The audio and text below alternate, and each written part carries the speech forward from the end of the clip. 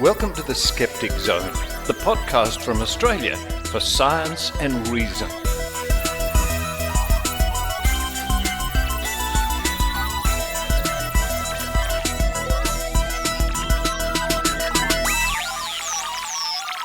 Yes, it's the Skeptic Zone Podcast, episode number 743 for the 1st of January, 2023. 2023. This means the Skeptic Zone has been broadcast in 16 different years. There are many listeners to the Skeptic Zone younger than the show itself. I have to think about that for a while. Coming up on this week's show, I speak to Stephen Bavaro, who was a recent speaker at Skepticon 2022 in Canberra, and I find out about his views, his take on pseudo archaeology. This is when people misrepresent, distort, make up, fabricate, tell a few fibs, however you want to look at it, about archaeology. Did aliens really build the pyramids? Somehow, I doubt it. Find out about pseudo-archaeology coming up at the top of the show. Then to follow that, we have a sort of a review. A review of the Skeptic Zone, some of the highlights, month by month, for the year 2022. What do you remember hearing? What did you miss? We have a review. I was quite surprised when I did this, all the things that the show's done over the year. Following that, it's a classic report from Jo Alabaster, going back nearly 8 years, I think, 7 or 8 years, where Jo talks about cupping. Cupping.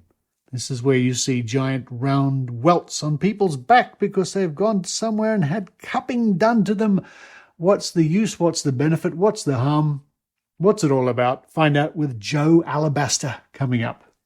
Then to round off the show, Trove looks at New Year's predictions. And I think more or less centering on the early 90s in the pages of the Canberra Times. What was written about New Year's predictions? 2023. Hard to believe. That's what I say every year. But now it's time for me to walk around the corner into the kitchen. Have a look through. Hopefully there's some salad. I'm going to start 2023 off on a healthy note. Maybe a carrot. While I do that, I hope you enjoy the Skeptic Zone.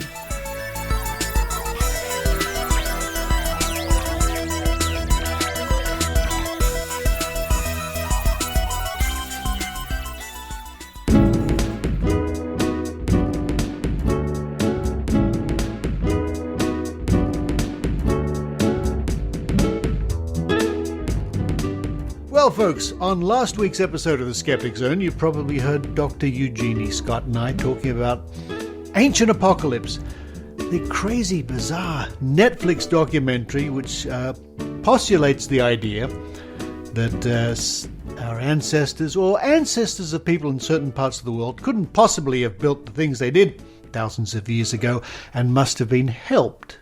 By whom, we're not sure. And this all falls into the category, the broad category of pseudo-archaeology. And joining me now on the line all the way from Sydney, Australia, right across the Pacific, is a student at Macquarie University and contributor to the Skeptic Magazine, and indeed was a speaker at the recent 2022 Skepticon convention in Canberra. It's Stephen Bavaro. Hello, Stephen. Hi, Richard. How are you going? I'm not doing too bad. I'm here in rainy and cold California, but I have been looking at the news reports from back home to see the heat wave gripping Australia, which is ironic or crazy because right here in much of the United States, it's terrible blizzard conditions. What a planet we live on. But not in California, though. I can't speak for all of California, but the Bay Area, San Francisco, is just sort of wet and miserable at the moment. But I don't mind because we're not freezing or boiling at the same time. Now, Stephen, I was looking forward to catching up with you, meeting you at the convention, and especially hearing your talk. Unfortunately, COVID-19 had other ideas, but I was on the couch, wrapped up in a blanket, and I did see your talk as it was streamed live to the world. And then what a fascinating topic you decided to get into. First of all, before we talk about pseudo-archaeology, and all the ancient aliens and the possible influence of superhumans of some description. What is it about archaeology in general that got you interested, and if I may say so, at a later stage in life than most students would get into it?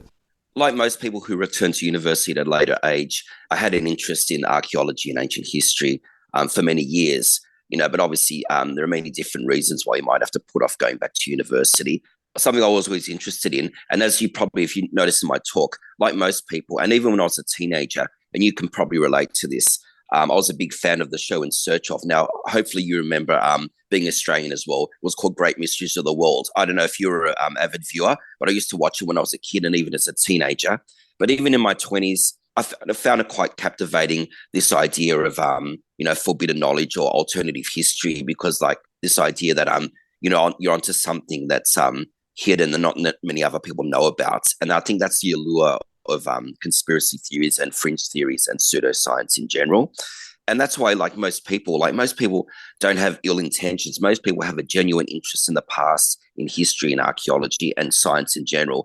And unfortunately, as you know, fringe theories or pseudo-archaeology or pseudoscience is a lot more available and accessible than actual proper academic or mainstream science or archaeology or history for that matter. So I don't think my story is unique, but obviously I was able to return to university in 2018. I've been at Macquarie, and like I said, I'm still an undergraduate, but I know enough about archaeology to sort of see that what real archaeology is, the same way what real science or real history is, as opposed to the pseudo or the fringe variety. So, yeah. Well, I can identify and I relate to what you say about Great Mysteries of the World. Saturday or Sunday afternoon. Saturday afternoon, Channel 7, yeah. Channel 7, of course, in the 80s. I think it was probably in that same time slot, in around about late 1980, that James Randi in Australia was first played on Australian TV, because it was an Australian TV production. But yes, I can certainly remember Great Mysteries of the World. I used to love that show. Now, in your talk, harking back to why people find it so appealing, the whole idea of, well, ancients and mysteries and things like that, but you talk about something called fool's gold. What do you mean by fool's gold in archaeology? Well, I use the term either fool's gold or the idea of chasing a rainbow. Yes. I use that term because it doesn't just relate to pseudo-archaeology. It relates to many of the different fringe beliefs that we fight against as skeptics. Real science or real knowledge, initially, does take a lot of work, and it doesn't seem as appealing on the surface. You have to dig deep, but there's a lot more substance to it, like most things. Fool's gold is very superficial. So fool's gold, like actual fool's gold, it promises a lot, but it doesn't deliver. It has no real substance, but it catches your eye in the short term. And pseudo-archaeology, and I mentioned the idea of like, all those movies and even like the documentaries, like it's very captivating. You don't have to look at the graphics of those movies and shows and the visuals and how it can capture your attention. And that's fair enough. That's what entertainment's about. But when it sort of like it blurs the lines and it crosses the boundaries, and the public sort of thinks that's what real archaeology is. But fool's gold. So it's very captivating, but you waste all your time and energy chasing a rainbow or following fool's gold, and you can never quite reach it. And when you waste all that time, and finally, if you are, let's say, lucky or unlucky enough to see what's beneath the fool's gold, you're disappointed. And all that time you wasted when you realize, like most things, real knowledge, the real world, I'm preaching to converted here, but what we know as skeptics and people who follow science and reason is that the real world is far more wondrous. I mean, even if you just stand out and look at the ocean for an hour or so, like I love to do, this is all real, And or even I've been to the observatory. You look through a telescope and you look up into the sky, and that doesn't take much to do. It doesn't take much of your time, but it's here right now. It's something that's accessible to us. In the long term, that's a lot more valuable than chasing a rainbow or being sucked in by fool's gold. Now, of course, with archaeology and science, there's a lot of hard work and a lot of mundane work involved, and it's a lot more longer term. And that's why I also use the term playing to our wants. Working to our wants and needs in the short term is a lot harder. We're human. Play is a lot more alluring and enticing than work. But I mean, in the longer term, the rewards of doing real science or real archaeology are far greater, what you can really discover. And it's actually real. That's why I use the term fool's gold, because fool's gold is not real gold. It seems like real gold, but as we know, it's not. And that's what any sort of fringe belief or conspiracy theory, it plays in that mindset. What I tried to get at in my talk was that many of the same issues that confront pseudo-archaeology and the challenges they face scientists in other fields or skeptics in other fields. A lot of them are drawn from the same mindset, that same vulnerability to what seems like play, to what seems like exciting in the short term. I don't know if that all makes sense. Yeah, and it occurs to me that one of the great allures, one of the great attractions for many people about this whole idea of, and we'll get to ancient apocalypse soon, but let's think about the Von Danikens and his ancient gods, chariots of the gods. Yeah, I know. I can hear the laughter now. Look, I read that in my 20s, and it is captivating. But once you everything, and then you realize what I was falling for is that any high school history or science student should be able to see past that. But unfortunately, we're all human. Yeah, but is part of the appeal that because somebody's come along and says, I know the answer. Here it is. These things aren't such a mystery after all. We figured out it was actually aliens, and isn't that exciting? Yeah, well, that seems a lot simpler, but unfortunately, especially science, and science or any discipline doesn't work like that, But what you'll find out in the longer term is actually a lot more exciting. To me, it's a lot more exciting that people who built monuments were able to survive and even and face greater challenges that we do in a modern technological society. They were still human like us, and in some ways, they were hardwired with the same evolutionary psychology. Isn't that a lot more fascinating and a lot more wondrous? To me, the idea that societies or civilizations need help from deities or extraterrestrials or from ancient civilizations like Atlantis, to me, that's actually a lot more depressing. And that's a lot. To me, that's a lot more depressing. That if that was the case, I find that's far less exciting. That's a lot more dreary. It is. And it's almost like it's cheating. These ancient peoples needed to cheat a little bit to accomplish their wondrous things. Now, I don't think you've had the opportunity yet to view the program that Eugenie Scott and I were talking about on the last episode, Ancient Apocalypse. But I do know you've been hearing a lot of chatter about this program via your archaeological contacts. What's the consensus? What's the view out there in the broad area of your field? Well, firstly, I want to pay very great tribute to many great podcasts which have done reviews on this. And you probably remember my talk. I mentioned Andrew King Keller. He hosts the big shout out to him, the Pseudo Archaeology podcast, which is part of the umbrella of the Archaeology Podcast Network. Anyone who's seen science fiction would have seen the interviews with both David Anderson, who I quote in my talk, and more importantly, Ken Feder. He's quite well known, even outside archaeology, for what they say. So a big shout out to them. Garrett Fagan, who's written many articles and chapters with Ken Feder on this issue. If you can get John Hoops on the show, that'd be great, as Dr. Eugenie Scott mentioned last week. And the consensus, they all say the same thing pretty much. And from what my fellow archaeology students who I've asked about, it's pseudo-archaeology. It's rubbish or it's garbage, pretty much, Yeah. Oh, I agree. It goes against everything which mainstream archaeologists, but not just archaeologists, take a pick of any other scientific discipline, whether it's geology or evolutionary biology or just, history in general. In any of those disciplines, there's no evidence for the timeline that's put forth in Ancient Apocalypse, Yeah. That's true. Well, look, I'm not surprised that people are, I was pretty unimpressed. And at one point, Jeannie and I looked at each other, burst out laughing at various bits. Oh, we were yelling at the TV. You can bet. There should be a lot of things that unite all scientists and all skeptics, because an attack on one branch of knowledge or reason or science is an attack on all of them. And the heartening thing is that sort of pseudoscience and all those fringe theories, they're actually almost like a deck of cards. They're actually quite vulnerable in the way that if once you put holes and show why one fringe theory or one belief is wrong, the rest of it, not all the time, but it's quite possible the rest of it can come collapsing down like a house of cards. Yes. And that's a positive thing for skeptics. They're not as strong or as menacing as we like to think. Yes, they can be very challenging, confronting, but once you see how vulnerable they are, it's not an insurmountable challenge, if that makes sense. It's not. You're absolutely right. It's not an insurmountable challenge. Look, Stephen, I think you've picked a particularly fascinating area of research. I hope you get to go on many interesting field trips, maybe when the world's a slightly safer place from pandemics and who knows what. With the limits on international travel, I get to maybe get to know more about archaeology in my own country and all that, which is and do like more experience in that sort of field. So like I said, there's always positives, even within a pandemic.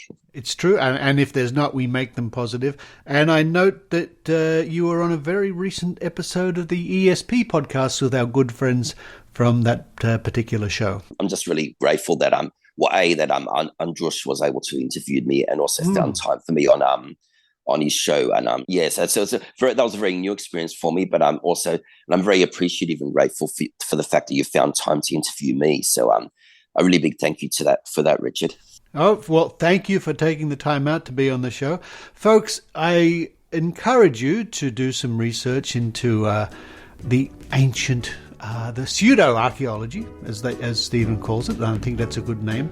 It's been around for a long time, since the days of Eric von Däniken, and it's just got a new boost with Ancient Apocalypse, but we do what we can. But for now, Stephen Bavaro, all the way over there in Sydney, Australia, thank you very much. Thank you, Richard.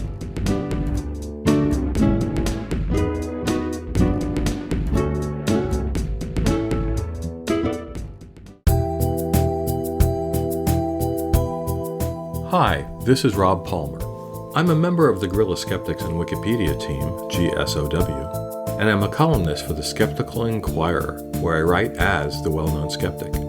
Listeners here may know me because I've contributed segments to the Skeptic Zone, interviewing speakers and attendees at SciCon 2019 and 2022, including people such as Richard Wiseman, Brian Dunning, and even Richard Dawkins.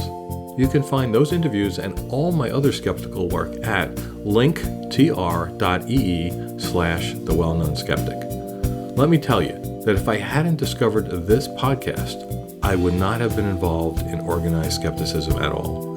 Yep, I got involved when I heard about the GSOW project right here way back in 2012 due to Richard's selfless support of it, as well as other skeptical activities around the world.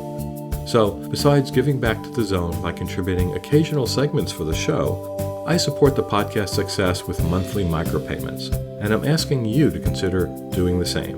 You can do that by following the Patreon or PayPal links at skepticzone.tv. Every donation supports the show, and Richard will really appreciate it.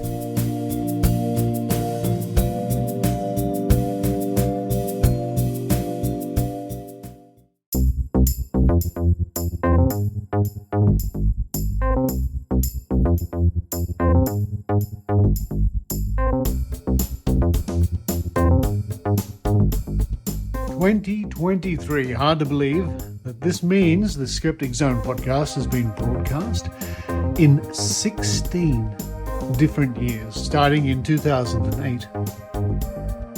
So it might be time to briefly look over some of the highlights on the Skeptic Zone for 2022. What did the show do? What did it cover over the course of the last year?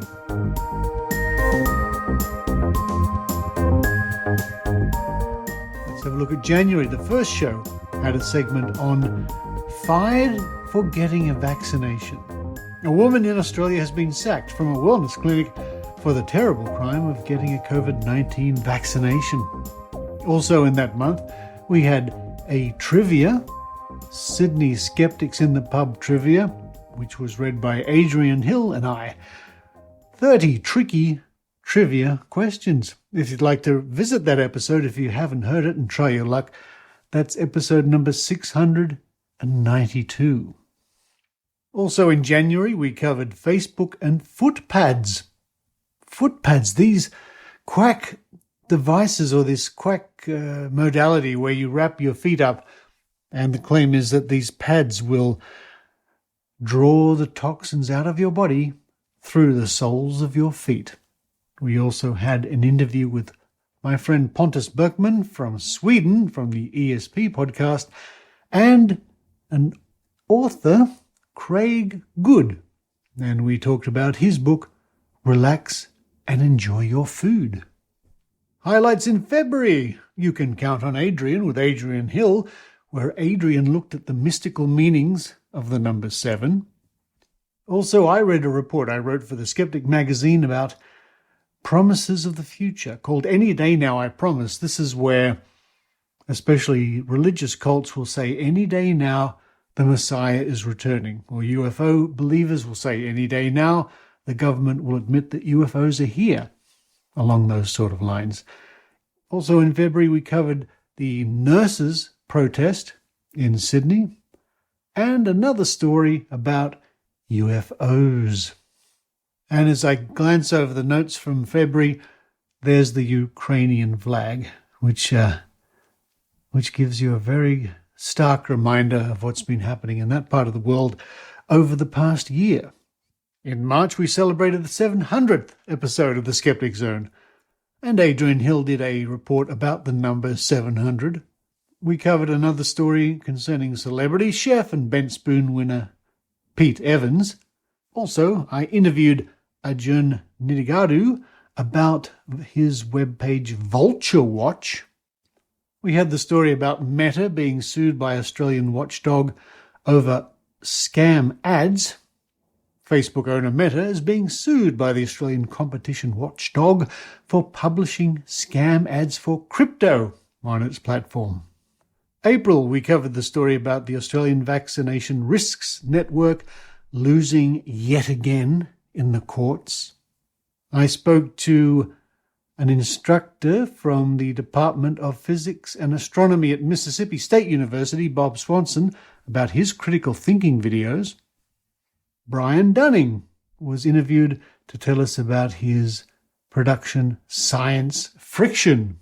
And if you haven't seen Science Friction, that should be on your to-do list. Also in April, we covered the ongoing story of the Centre for Inquiry suing Walmart and CVS for selling homeopathy.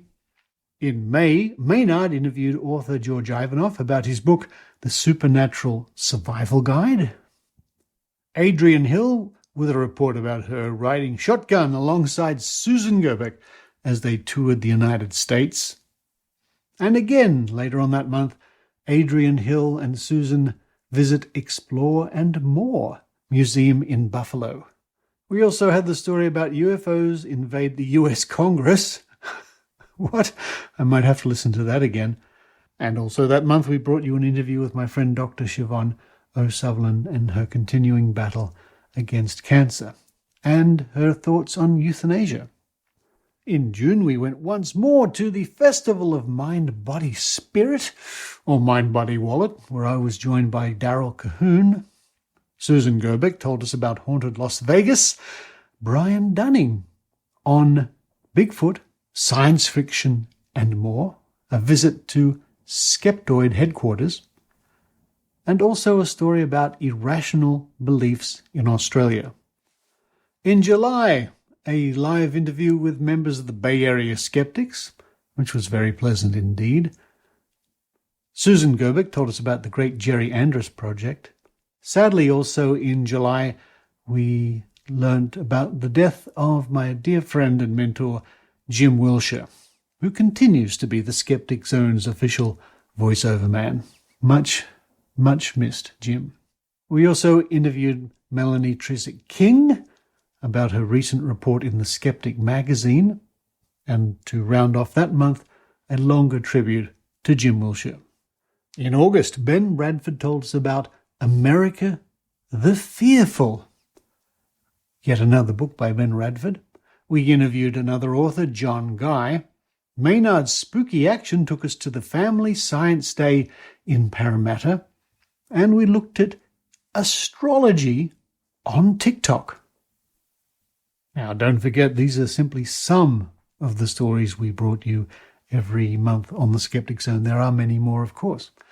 Let me see now. September, there was a story about a psychic in court revolving around a very famous murder trial in Australia. That was the trial of Chris Dawson. He was eventually found guilty, by the way. September also, of course, brought us the news of the death of Queen Elizabeth II. So we took a look at some of the psychic predictions over the years regarding the late monarch. We also did a story about Nostradamus and his predictions of Queen Elizabeth II. And Adrian Hill told us about pseudoscience in education. October brought us an interview with Claire Klingenberg, who is preparing to come to Skepticon 2022. Also, an interview with the ESP podcast, also at the time preparing to come to Australia. Another story about UFOs with Brian Dunning because of his work on his latest movie, the UFO movie They Don't Want You to See. Adrian Hill covered SciCon 2022. Also that month at SciCon was Rob Palmer. Now getting towards the end of the year in November, more from SciCon 2022 with Rob Palmer. Adrian Hill told us about Lady Ganga, Michelle Frazier Baldwin, the daughter of the late Kendrick Frazier. We also had an interview with Xeon Lights and her opinion on Extinction Rebellion after she rebelled from it. And finally we come to December, which was dominated more or less by Skepticon 2022. We chat with Andras Pinter and the other members of the ESP podcast, including Baby Luna. I discovered ChatGPT, what will AI think of next? And we had a two-part interview with Dr. Eugenie Scott.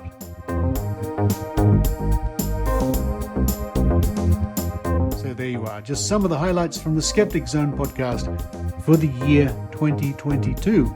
And if you want to revisit any episodes going back 16 years to 2008, just go to skepticzone.tv, and right at the page you'll see a link to episodes.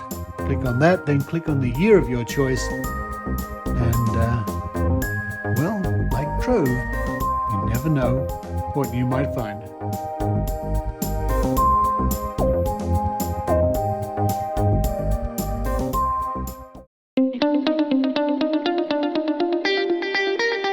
I'm Mick West. In my podcast, Tales from the Rabbit Hole, I have extended conversations with people who have been involved in conspiracy culture. I do this for a couple of reasons. Firstly, because it's really interesting. These people have great stories about how they fell down the conspiracy theory rabbit hole, what they did down there, and what it was that helped them out.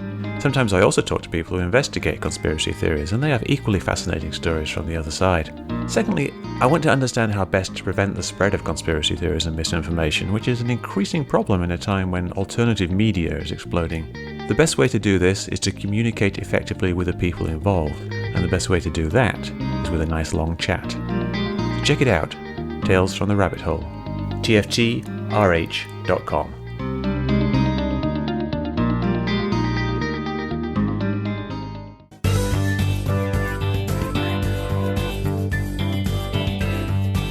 What we want is some more evidence, please.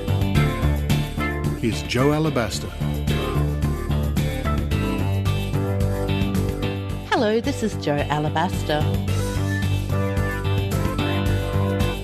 This week, cupping therapy.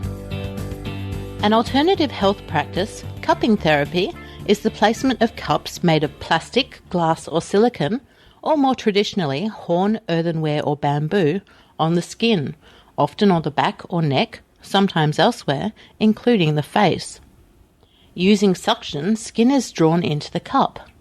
Some of the claims that are associated with cupping are that it is drawing out toxins, dispelling stagnation, and or improving the flow of energy. Cupping is practiced as part of traditional Chinese medicine and also in the Muslim world, where it's known as hijama. There are two forms of cupping therapy: wet cupping, in which superficial lacerations are made on the skin and blood is pulled through into the cup, or dry cupping, in which there are no cuts made and blood is pulled to the skin but not through. There are several methods by which suction is created. Fire cupping is when a cotton ball soaked in alcohol or something similar is held with forceps, set alight, then briefly placed in the cup before the cup is placed onto the skin. The heat causes the air to expand within the cup and then contracts as it cools, and a vacuum is created. Cups with valves to be used in conjunction with a suction pump are also available. Its efficacy? Well, it's good at creating bruises, and in the case of wet cupping, scars. Fire cupping carries the risk of burns, and skin infections are a risk whenever skin is damaged and broken. Cupping can create blisters. Blood clots are a potential side effect. Blood loss during wet cupping can cause lightheadedness similar to that experienced when donating blood. From a risk-benefit perspective, cupping is all risk and zero benefit. There's no good evidence that cupping can treat any medical condition or have effects beyond that of a placebo. As I mentioned earlier though, the wet cupping method referred to as hijama is practiced in the Muslim world and was reportedly endorsed by Muhammad, so for some people cupping is as much a religious practice as it is medical. Edzard Ernst and Simon Singh evaluate the lack of scientific evidence for cupping therapy in their book Trick or Treatment: Alternative Medicine on Trial, which is well worth a read if you're interested in alternative medicine and haven't already got a copy. Cupping therapy made it into the media this week when popular New Zealand rugby player Sonny Bill Williams tweeted a photo of himself undergoing hijama cupping therapy, accompanied by the text "Detox Time" and an emoji with hands raised in celebration. The photograph is a little gory. Sonny's leaning forwards with 5 cups attached to his back and 2 smaller ones on his neck, all splattered with blood which is pooling in the bases of the cups. By the look of the valves, they're attached via manual suction rather than fire cupping. The first tweet in response to this photo came from our friend Dr. Brad McKay, a GP with an extensive public profile, who replied, quote, "Looks painful and no evidence that cupping is good for you. Like getting giant hickeys on your back. Ouch!" End quote. This was picked up by several media outlets. The Sydney Morning Herald, the Daily Mail. Mashable interviewed Dr. Brad and published several statements he made from an evidence-based medicine perspective on the lack of evidence for any benefits from cupping therapy beyond the religious. Unfortunately, they also spoke with a traditional Chinese medicine practitioner who uses cupping therapy, which was a bit of a disappointment from a false balance perspective. But other media outlets who quote mined from the Mashable article, including the Huffington Post and the Independent, tended to stick to just offering Dr. Brad's perspective. This from Mashable, quote, "What you're seeing in the picture is basically leaking blood from cupping a swollen area of skin," end quote, he said. Quote, "The whole theory about the cupping technique is that it's releasing toxins, releasing bad blood from your body, but basically it's just causing you to get a bruise underneath your skin. There's no therapeutic benefit at all," end quote. McKay said a number of his patients have treated themselves with cupping for a number of ailments, from back pain to pneumonia, and that this has made him concerned.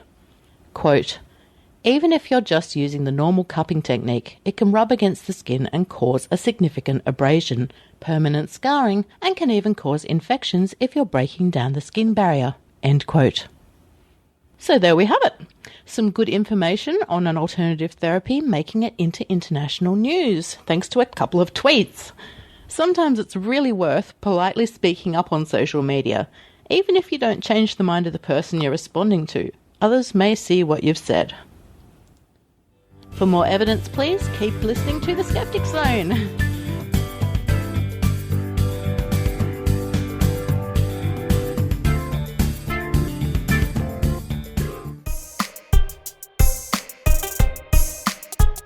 Hello, this is Maynard. Did you know that you could listen to the Skeptic Zone on YouTube? Yes, I know, sounds crazy, but it's true.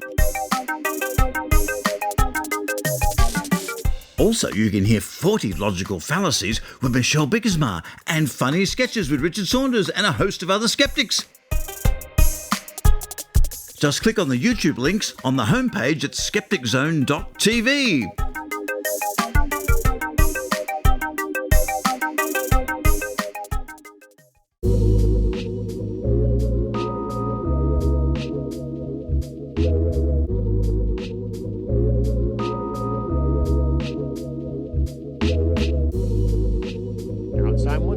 Dive into those pages at Trove, at trove.nla.gov.au, the online resource from the Australian Government and the National Library of Australia. But for how much longer?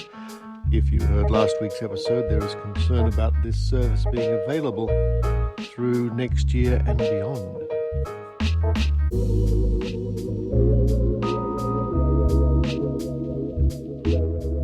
Well, let's keep our skeptical fingers crossed that common sense prevails and Trove can get more funding. In the meantime, let's see what the digitised Australian newspapers and magazines and so forth going back many years, had to say at the time, about New Year's predictions. Very apt for this time of year being New Year's Day. Now, let me see. We start our return searches here, and it's the Canberra Times dated the 1st of January, 1989. An amazing year ahead. New York. To hear America's tabloid newspaper Psychics tell it, 1989 will be an amazing year. Fidel Castro will die in a hurricane, an Italian jetliner will crash into the Vatican, and an unidentified flying object will land in Kansas. But if any of these forecasts are to come true, the Psychics will have to do a lot better than last year, when virtually nothing they predicted came to pass. Wow, I'm shocked. 10 psychics polled by the National Enquirer, a tabloid read by millions, predicted that in 1988 Mikhail Gorbachev would divorce his wife, Queen Elizabeth would step down from the throne. How many times have we heard that prediction over the decades? Princess Diana would give birth to conjoined twins, and Parliament would debate which infant should be ranked higher in the order of succession, and dinosaur eggs would be hatched by scientists. They also predicted that Richard Nixon would become a television evangelist, Fidel Castro would defect to the United States to open a cigar factory, and a UFO full of aliens would land in New York Central Park. But before anyone could question the crew, they would be murdered by muggers, and their spacecraft cut into pieces at a nearby panel beater's shop. So there we are, some very unusual predictions as reported in the Canberra Times way back in 1989. And once again from the Canberra Times, and I think all of these this week do come from the Canberra Times. That's a very well archived newspaper from the 2nd of January 1991. Forecasters prove delay the key to accuracy. Philadelphia. The Procrastinators Club of America achieved 100% accuracy with its predictions for 1990, issued on the second last day of the year. Normally, we wait until the very last minute to make these predictions. Founder and club president Les Vass said, "But we want to get this year over with." Some of this year's predictions.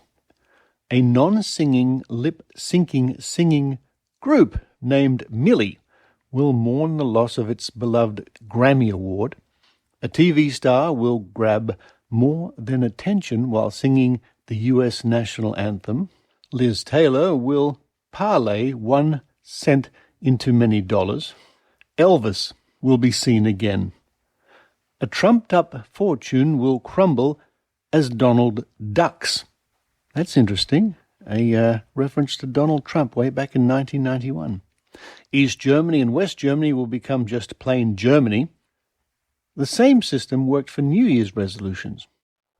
Like resolving to stop smoking, we wait until we stop smoking to resolve to do it.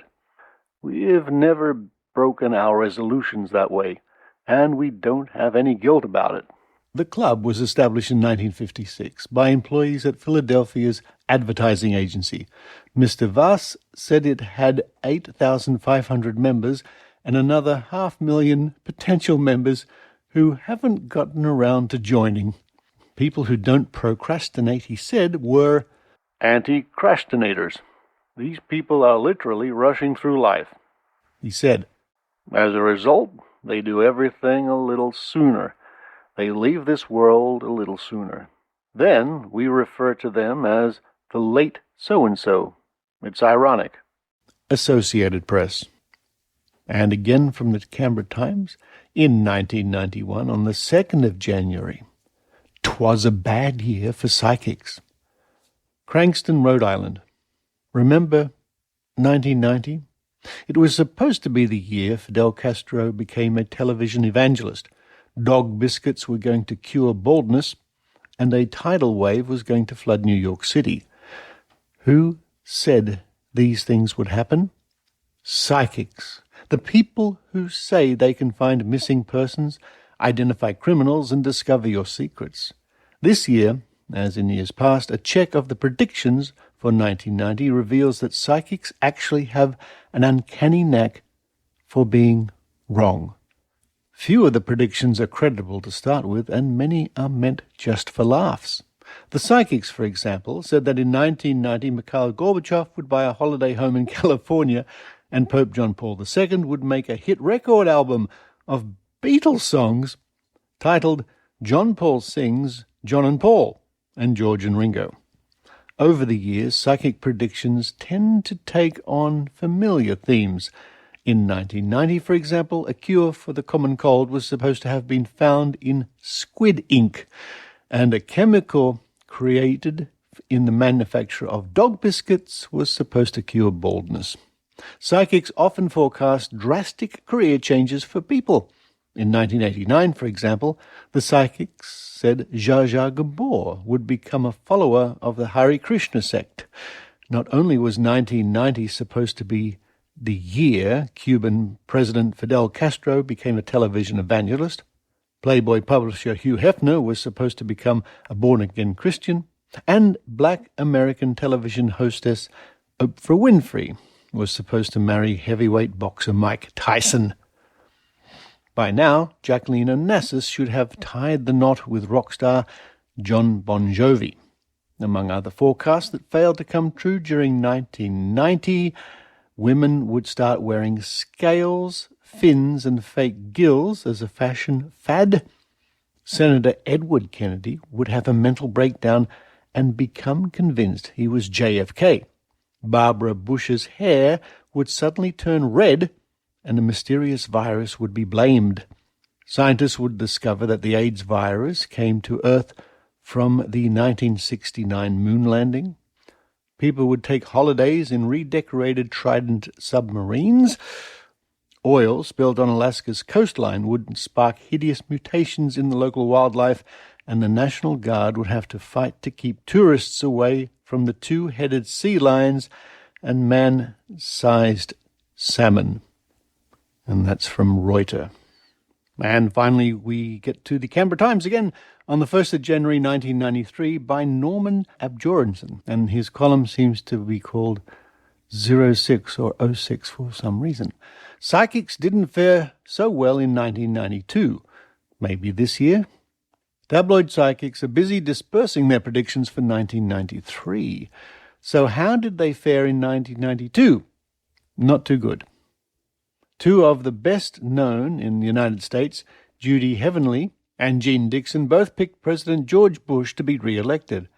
And in addition, the National Enquirer's 10 leading psychics also predicted that in 1992 we would see Donald Trump, and there's Donald Trump's name mentioned again, become a late-night talk show host, Mikhail Gorbachev become an American citizen, and Fidel Castro's regime toppled in Cuba.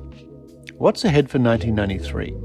Psychic Peter Mears says Dolly Parton's left breast will explode during a nationally televised special, and Madonna will reveal that she's in love with Jim Nabors. Happy New Year.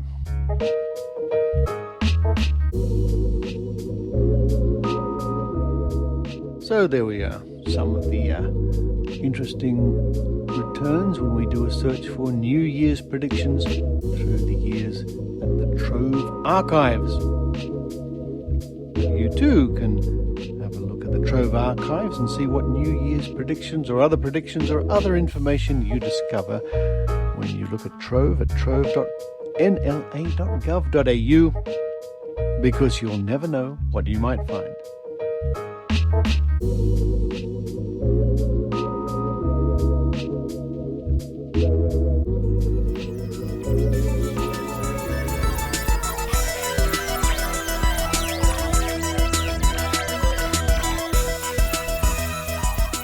Thank you for listening to the Skeptic Zone podcast, and we look forward to what 2023 has in store. I've already learned something in the last week.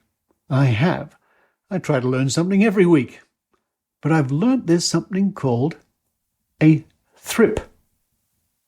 A thrip. I had not heard of thrips But my reporter in Melbourne wrote to me telling me about thrips.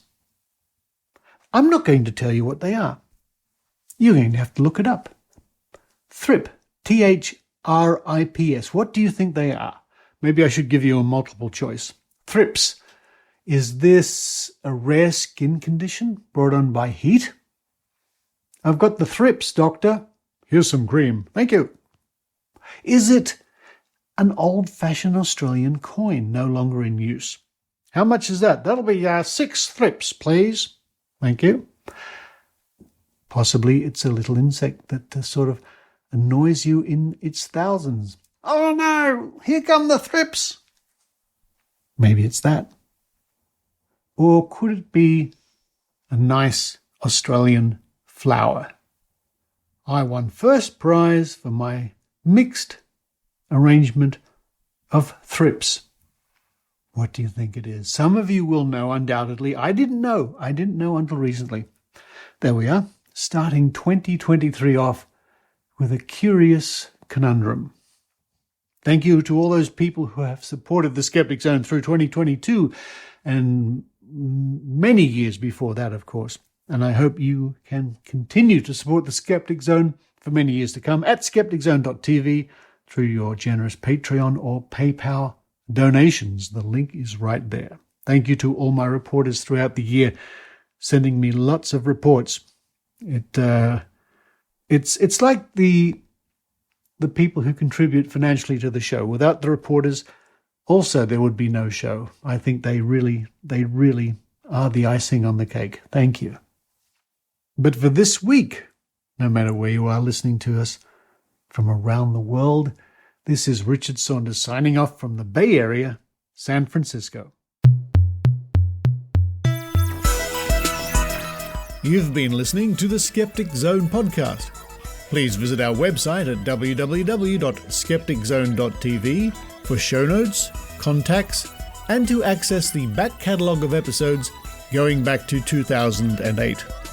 You can follow the Skeptic Zone Podcast on Twitter at Skeptic Zone, visit our Facebook page, or leave a review on iTunes. You can also support the Skeptic Zone via Patreon or PayPal. The Skeptic Zone Podcast is an independent production. The views and opinions expressed on the Skeptic Zone are not necessarily those of Australian skeptics or any other skeptical organisation.